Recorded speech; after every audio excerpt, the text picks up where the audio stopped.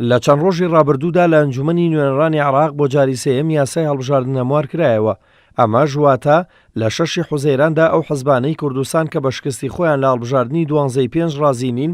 لەگەڵ هاوتا تورکمانی و عەرەبەکانیان ڕێکەوتن و دوای بەرژەوەندی حزبی خۆیان کەوتن و دژی بەرژەوەندی کورد بە تایبەتیش لە کەرکووک دەنگیاندا. لە 6 حوزەیراندا ئەو حەزبانەی لە کوردستان باسی پاراستنی بەرژەوەندی خەڵکی کوردستان و بەڵێنی دابینکردنی ژیانێکی باشتریان بۆ خەڵک دەدا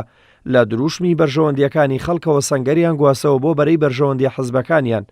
بێگومان ئەو سەنگەر گواستنەوەیشیان ئاڵاندووە بە کۆمەڵێک دروشمەوە کە خەڵکی کوردستان و بە تایبەتیش کەرکووکیەکان بە ئاسانی دەتوانن گیان بکەنەوە هەڵاوێردیان بکەن. ئەو حزب و لایەن و قەوارانەی لە عێراق بەشداری دانیشتنی ئەنجومەنی نوێنەرانیان کرد و دەنگیاندا ئەجێندا و مەبەستی جیاجیان هەیە، هەیانە بۆ بەرژەوەندی شەخسی ئەوە دەکات، هەیشیانە وەک تۆڵەسەندنەوە و هەشیانە بۆ جێبەجێکردنی ئەجێندای وڵاتێکی هەرێمی ئەوەی پێ بکرێت دەیکات.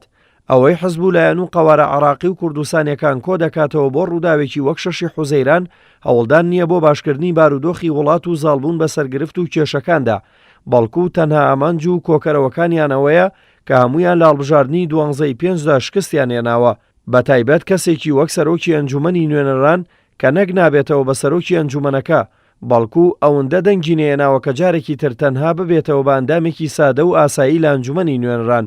مای سەرنجە و حەزبانەی کوردستان کە بە شکستی خۆیان لە هەڵبژاردننی 12/5 ڕازینین کەوتنە دوای ئەو حەزبە عەرەبی و تورکمانی عێراقیانە و باگەداری بێدیان لە بێئاگایی و تەنها بۆ بەرژەوەندی حزبی خۆیان ئەوەی لە دەستیان هات کردیان.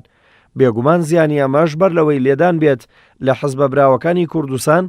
لێدانە لە پێگەی کورد و دەنگ و سەنگی کورد لەسەر ئاستی عێراق بە تایبەتیش لە پارێزگای کەرکووک. ئەو حەزبانەی کوردستان کە بە شکستی خۆیان لە هەڵبژاردننی 12/5 ڕازینین لە بیریان چووە یان لە بیری خۆیان بردوێتەوە کە کورد لە کەرکووک خاوەنی پرسێکی نەتەوەییە لە ڕێگەی دەستێکەڵکردنی لەگەڵ تورکمان و عەرەب زیانێکی زۆر بە کورد و دەنگ و سەنگی کورد دەگەێنن. ئەگەر ئەوەی ئەوان دەیانەوێت سەر بگرێت و کورسیەکانی کورد کە هەر شەشیان هی یەکێتیە لە کەرکووک کەم بکات، کورسیەکان بۆ هیچ کام لەو حزبە کوردیانە ناچێت، بەڵکو بۆ عەرەب و تورکمان دەچێت و کە ئەوەش زیانێکی نەتەوەییە نەک حزبی.